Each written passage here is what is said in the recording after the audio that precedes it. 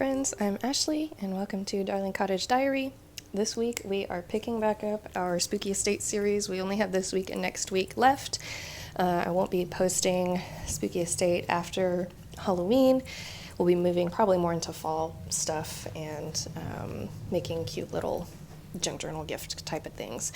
So far in our story, we have entered this fabulous gilded type of mansion and saw the view out into the garden and then into the garden and seeing through the garden wall to the forbidden forest.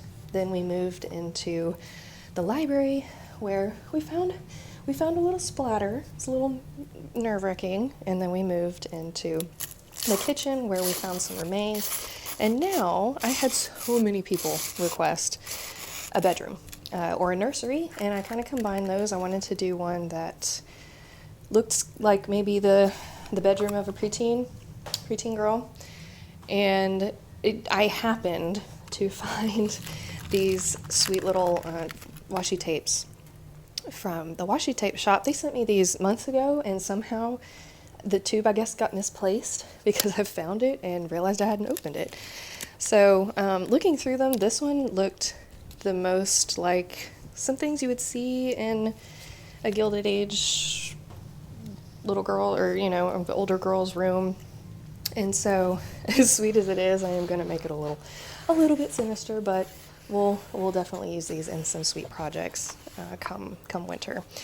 So for the background, I wanted to use something that looks like a really nice expensive wallpaper, but that was tattered. So we started off with this, and I'm using the same type of handmade paper that kind of looks like wood in the floorboards. This was just easier, and honestly, I kind of ran out of the cotton tape, the cotton ribbon that I used in the kitchen for the floorboards. Not to mention that takes a lot of time, and I already knew that what I had in mind for this room was going to take a little while, so I opted for an easier floor.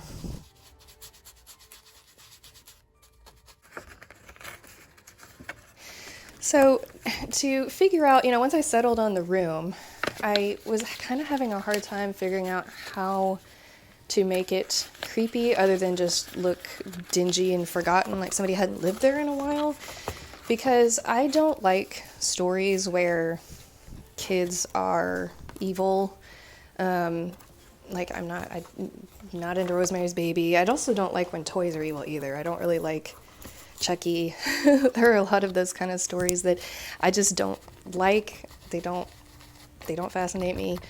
I have little kids. I know they can say creepy things and they can sometimes see creepy things, but I don't like the idea of the children inherently being evil, especially because of the folklore of like changelings and how that led to a lot of violence against children, especially in the 1800s in Europe. So anyway, I'm just not into those. Those hurt me. So I was trying to figure out how to make this a creepy room, have that one eerie detail that would make it fit in this spooky haunted house without it being the kid's fault, I guess. And my boyfriend kind of helped solve that for me. He requested that I do either a Hounds of Baskerville or a Constantine themed page in general. Not just the room, but he was like, "Can you do one of those at one point?" I love those stories. So I went ahead and rewatched Constantine because that was one of my favorite movies as a teenager.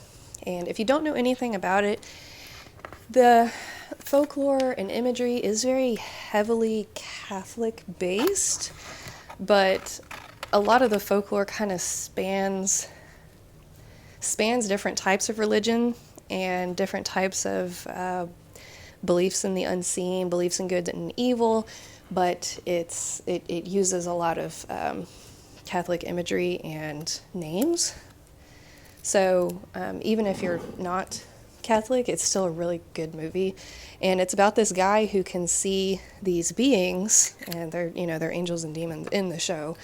And I think it's also a comic book series, but like he can see these things and he helps try to keep the balance even because they're all trying to influence humans one way or the other. They are the, people on the sides trying to influence the chessboard of where humans' souls are going to fall. And it's just really good. Rachel Weisz is in it, Keanu Reeves is in it, Tilda Swinton, like so many good actors are in it. The visuals are super good, especially for the time period. And yeah, it's just a really good movie. And I rewatched it because I hadn't seen it in a long time, even though I had practically memorized it when I was a teenager. But I rewatched it just to see what I could glean from it. And a side note, this silly mirror took me half an hour to make. I realize it looks like it was probably an easy task. It was not, because this kept happening. So at one point, I just, left this metallic plastic paper in there, and I rolled the die cut machine over and over again, and it got about halfway cut like this. Then I decided I needed to cut the interior piece of this frame out to get the most pressure on just this part, and even that still took quite a while. I'm so happy with how it came out. I was very stubborn about this, but I knew what I wanted it to look like, and that I was not going to compromise. So it was laborious, but it was worth it. I hope you guys like my mirror. Anyway, so continuing with the story itself, the very first scene of the movie is where I drew this inspiration. Keanu Reeves, Constantine, he rolls up on this apartment. This family is having an issue. You're kind of led down the hallway of the kind of rundown apartment, but whatever, they live there. And the mom is like crying in the corner, holding her rosary and her Bible, and the dad and brother are kind of also in disarray, and he goes in this, what is supposed to be probably an early adolescent girl's room, and she is tied down to a bed that looks a lot like this, and is, writhing. She's possessed. She has a demon inside of her that they called Constantine to exorcise so that they could have their girl back. Obviously, they used an actress who looks about 23, 24, but they, dress her and dress the room like she's a lot younger, because obviously they're not going to cast an actual kid to portray something so scary, because they used a lot of real effects, like practical effects in the movie. Anyway, so look at these tiny little, my dad got me a whole little set of these tiny knives for my birthday because I'm a collector, and he just thought they were perfect, and they were all different shapes and sizes. So I knew I had to use one in this week's video. So it was perfect for a polymer clay episode. Anyway, and this is a very soft, I think this is a Fimo polymer clay if you've worked with that. I'm just conditioning it right now. And in the story, there is this demon that's in this girl, and he's trying to get it out. He's trying several things, and it's just not working. The demon is not wanting to let go. He's trying to chew through this girl to get to our realm. And so the way that Constantine gets it out is he does a series of using talismans and enchantments and all of these kind of things to bring it to the surface, I guess. And then he has the dad and the brother and another person hold a mirror, a giant mirror above her bed. And the visual effect of it's really cool, but the demon falls out of her but falls up into the mirror, and then they throw the mirror out the window and shatter it so that it can't get out. And it's a really, really cool opening to the movie. And so I wanted to use that in the story of this demon is trying to get out of this mirror and get into the house and get into and get to the girl. But we're really hoping in our story that doesn't happen, and that that maybe was just a bad influence in the house, but the kids got out safe. We're going with that because I can't get too spooky. My sensitive little heart won't let me. So anyway, I was sculpting this creepy creepy arm. And if you've seen the movie, the demons are very like spindly and otherworldly, but they still are kind of shaped like humans. So I was trying to get that effect of this super long, skinny arms, but they're bent in weird ways. And then I went on to use, this is a dental tool that I was sculpting with. It's my favorite polymer clay tool because it just has all the curves and the sharp points in the right place, especially for doing miniatures. So there's a tip if you are into sculpting.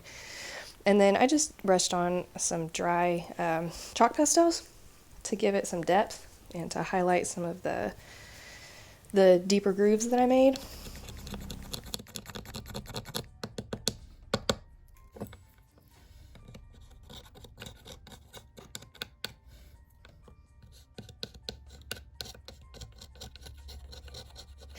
And you'll see in a few minutes. I don't know if you've ever worked with polymer clay, but you have to heat it to set it, otherwise it'll just stay soft forever, which is nice when you're working on a long project. It's not gonna air dry on you. You can go back to it however many times as you want to keep working on it, but when it's tiny like this, it's kind of hard to gauge the heat without burning it. And it's not like whenever you use a heat gun on embossing stuff where you can see it actually change. That doesn't happen with this unless it starts burning, and then it's very obvious that, you know, you've overcooked it. But whatever, this creature's coming out of the bad place and it's all the fire, and it fits the aesthetic of the movie, so I'm not even gonna apologize for it.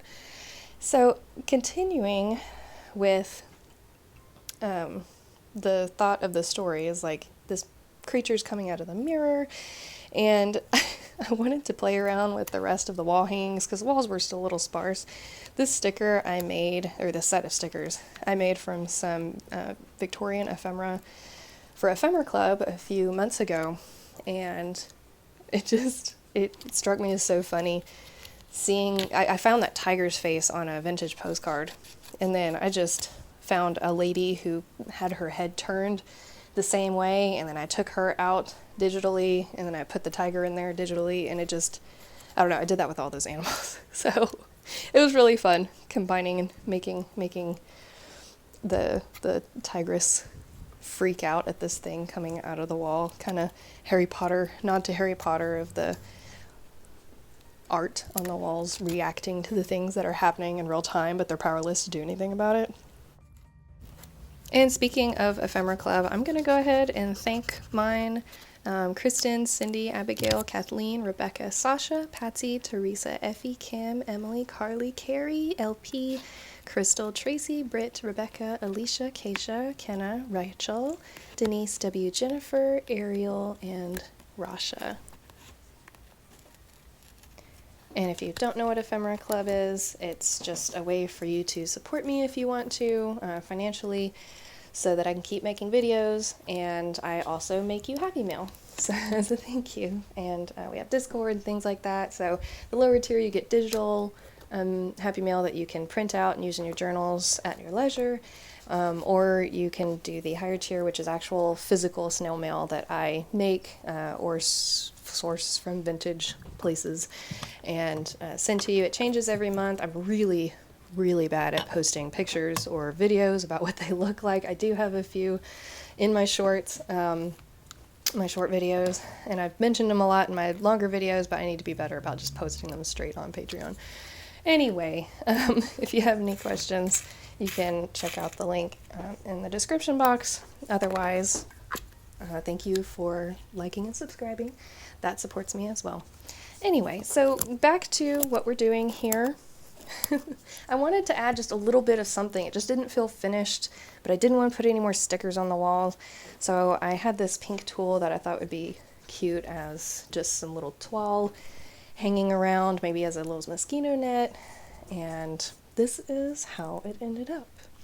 So thank you so much for watching, and for everybody who gave me ideas on this.